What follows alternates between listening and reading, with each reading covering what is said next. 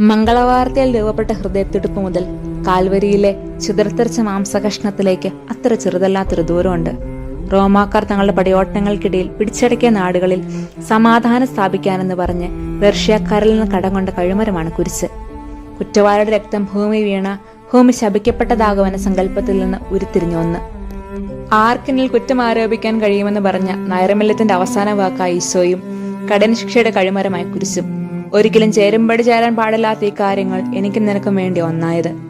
നെടുകനെയും കുറുകനെയും കെട്ടിയ രണ്ട് തടിക്കഷ്ണം മാത്രമല്ല കുരിശ്. Cross is A sum total of human being എന്നൊരു പ്രയോഗമുണ്ട്.